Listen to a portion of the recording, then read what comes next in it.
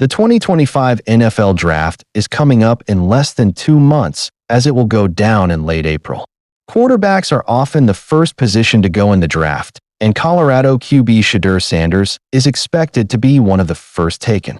He should come off the board early when the draft comes around, but he did get some mixed reviews during the NFL Combine over the weekend. Sanders is a great player on the field, but there are some off-the-field things that teams are worried about. NFL insider James Palmer reportedly talked to a general manager of a team that needs a QB.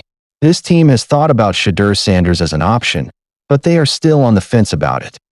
Talking to a general manager that needs a quarterback in the top half of the draft, Palmer said during an episode of NFL Insider Notebook. He told me teams really have some questions they'd like answered with Shedeur Sanders. It's not a bad thing. It's just the nature of what comes with Shedeur Sanders, which is everything that's around him on top of the player. Teams need to be comfortable with bringing all of that into an organization. Sanders had a great career at college, but it certainly didn't come without off-the-field drama. There were players that transferred away from the Buffaloes that had things to say about Sanders and his dad, Deion Sanders, who was the head coach of the program. Those players didn't make it sound like Sanders was a very good teammate, but there are obviously two sides to every story. This GM isn't the only person that expressed some concern about Sanders having some off-the-field issues. It is certainly something that a lot of teams are thinking about right now as they decide which QB is the best one for their team. In terms of on-the-field play, Sanders is a great option. Sanders spent 2 years as the starting QB with Jackson State, and he moved to the Power 4 level when his dad became the head coach at Colorado.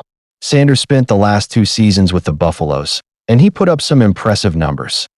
This past season was Sanders' best as he finished the year 353 to 477 for 4,134 yards, 37 touchdowns, and 10 interceptions. Sanders was one of the best QBs in college football, and it will be interesting to see how his game translates to the pro level.